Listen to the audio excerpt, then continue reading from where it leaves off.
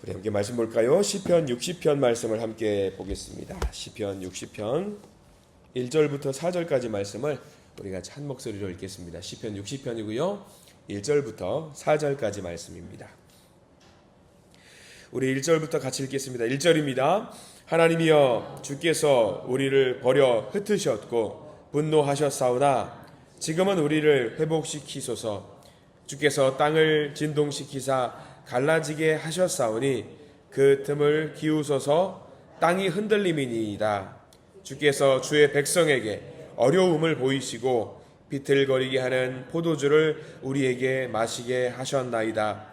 주를 경외하는 자에게 깃발을 주시고 진리를 위하여 달게 하셨나이다. 셀라. 아멘. 오늘 말씀 가운데 하나님의 크신 은혜가 있길 간절히 기도하고 소망합니다. 우리 기도하는 마음으로 고백합니다. 하나님의 은혜가 지금 저에게 임하기를 기도합니다. 우리 옆사람 축복하면서 하나님의 은혜가 지금 여러분에게 임하기를 기도합니다. 아멘. 오늘이 추분이라고 합니다. 날씨가 부쩍 추워진 것 같은데요. 감기 조심하시기를 간절히 부탁을 드립니다. 시편 60편 말씀은 좀 유달리 표제어가 좀 길어요. 표제어를 우리가 좀 시편에서는 반드시 봐야 된다라는 것을 우리가 알게 되는데 좀 길지만 한번 읽어볼까요? 60편의 표제어를 천천히 한번 읽어보겠습니다.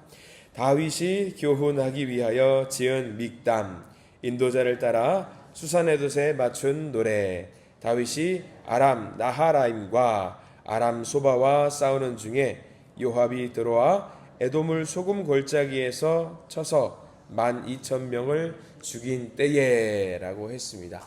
사실 60편을 읽으면 60편의 내용은요, 표제어가 다 했어요.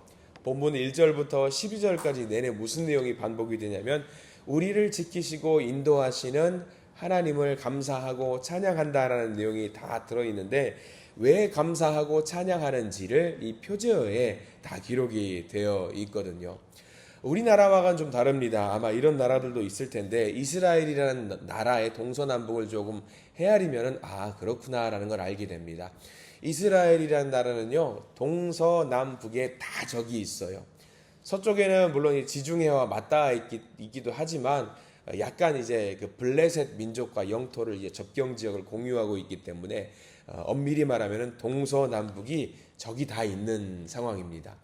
서쪽으로는 어떤 나라가 있냐면 가장 유명한 나라 블레셋이라는 나라가 있어요. 그리고 동쪽에는 모압이라는 나라가 있습니다. 북쪽에는 아람이라는 나라가 있고요. 이제 남쪽으로 오면은 에돔이라는 나라가 있어요. 그러니까 동서남북이 전부 다 적으로 이제 걸쳐 있는 지역이기 때문에 어느 한 지역만 비중 있게 막을 수가 없고 전부 다 막아야 됩니다.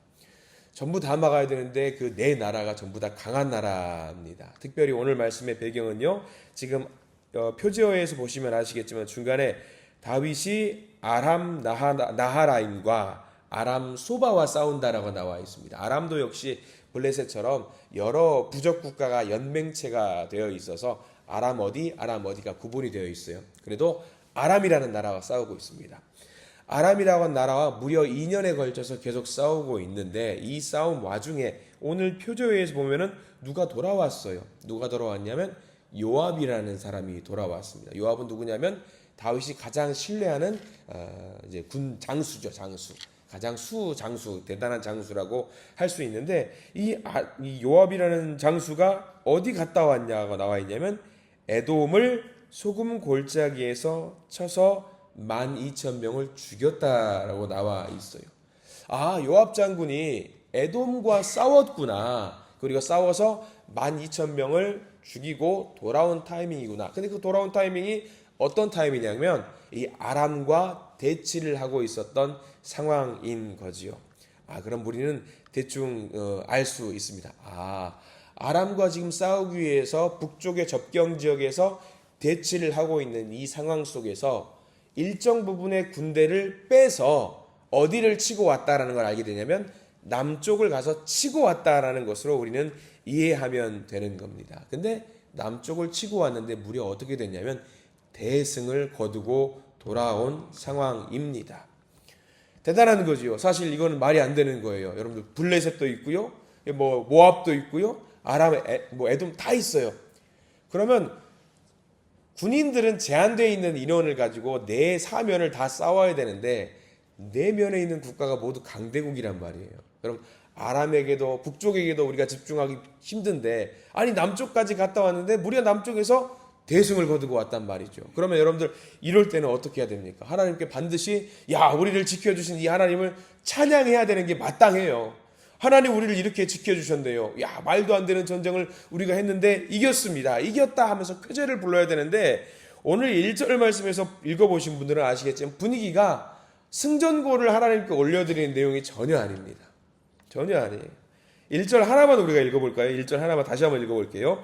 그런 마음을 가지고 읽어보겠습니다. 하나님이여 주께서 우리를 버려 흩으셨고 분노하셨사오나 지금은 우리를 회복시키소서. 이게 어디 이기는 소리가 아니죠. 하나님 우리를 벌 주셨네. 그런 마음으로 지금 시편을 써 내려가고 있단 말이에요. 굉장히 겸손해요. 그러니까 1절부터 우리가 끝절까지 읽어보면 여러분들 아실 겁니다. 다윗이 좀 뭔가 굉장히 겸손하구나. 이런 마음으로 우리가 성경을 읽게 됩니다. 2절도 다시 한번 읽어볼까요? 2절도 이렇게 나와 있습니다. 시작. 주께서 땅을 진동시키사 갈라지게 하셨사오니 그 틈을 기우소서. 땅이 흔들림이니이다 라고 나와 있어요. 땅이라고 하는 것은 변치 않는 존재, 견고한 존재잖아요. 근데 땅이 갈라졌어요. 기울어졌어요. 이 말은 무슨 말일까? 믿었던 하나님이 자기들을 버리신 것과 같은 생각이 들기 때문에 낙담에 빠져 있음을 말합니다. 전쟁을 통해서 다윗이 어떻게 된 거냐면 겸손해진 거예요. 겸손해질 수도 있지요. 위쪽에 있는 블레셋, 바로 이전까지 무슨 일이 있었냐면 블레셋과 싸웠어요. 블레셋과 싸워서 이겼어요. 이제 우리는 하나님과 함께라면 이길 수 있어 라고 해서 교만한 마음으로 북쪽에 있는 아람과 싸우기 시작합니다. 이제 우리 아람 이길 수 있어 막 큰 마음으로 나갔는데 그 상황 속에서 어디가 왔냐면 남쪽에 있는 이제 에돔이 쳐들어온 거예요. 그러니까 이제 다윗이 그런 마음이 든 거죠. 우리 이제 블레셋도 이기고 아람도 이길 수 있는데 우리가 1대1로 싸우면 이길 수 있는데 양쪽에서 협공을 해오네? 어떡하지? 그런 마음이 오늘 성경 말씀의 배경인 거예요. 그러니까 이제 1절부터 무너지는 거예요. 하나님이 이제 우리를 버리시면 어떡합니까? 우리를 도우셔야지 어떡합니까? 막 교만한 마음이 있다가 막 와르르 무너진 겁니다. 그런 배경이 있으면 이게 60편 말씀이 이해가 되는 겁니다. 졌다 하는 상황 속에서 우리는 이길 수 없다라고 하는 상황 속에서 도저히 이길 수 없는 환란이 찾아왔는데 하나님이 도우셔가지고 이 전쟁을 이기게 만들어주신 하나님을 생각하게 되는 거지요. 하나님이 어떻게 하셨겠어요? 하나님이 도우셨죠. 어떻게 도우셨냐? 4절 말씀을 보면 우리가 다윗의 마음이 이런 마음이었겠구나라는 것을 알게 됩니다. 4절 말씀 읽어보겠습니다. 주를 경외하는 자에게 깃발을 주시고 진리를 위하여 달게 하셨나이다. 셀라. 우리 4절 말씀에 중요한 표현이 나옵니다. 주를 경외하는 자에게.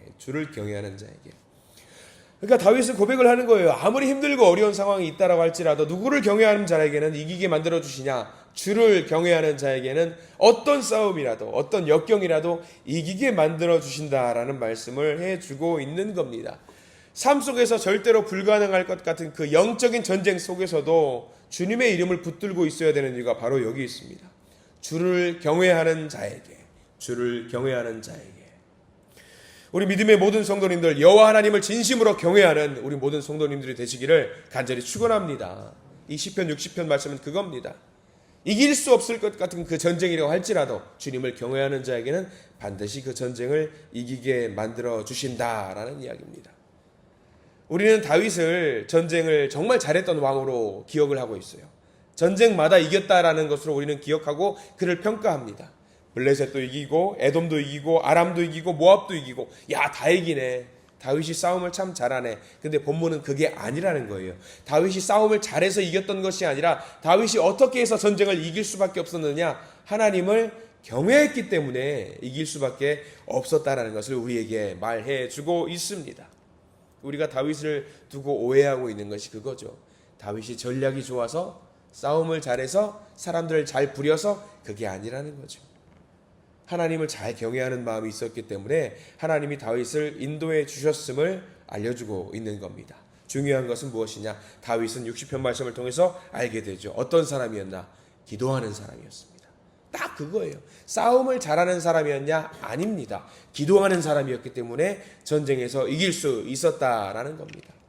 오늘 시편 60편은요, 한없이 겸손해지고 낮아지는 다윗을 보게 되는 거예요.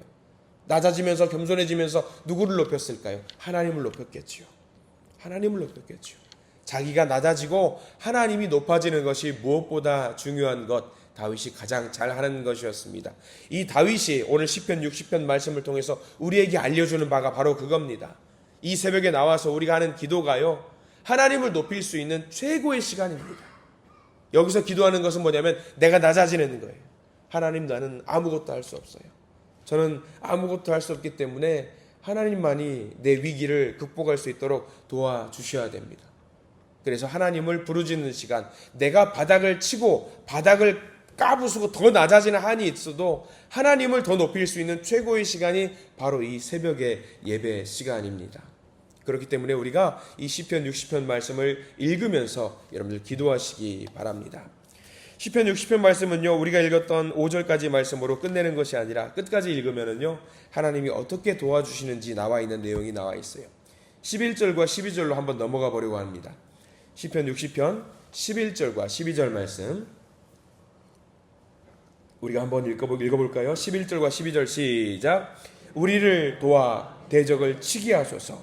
사람의 구원은 헛됨이니이다.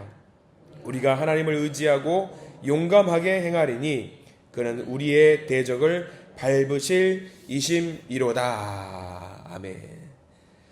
여러분 11절과 12절 말씀을 반드시 밑줄을 그어두십시오. 기도했던 다윗 어떻게 기도했나? 우리를 도와 대적을 치게 해 주시옵소서.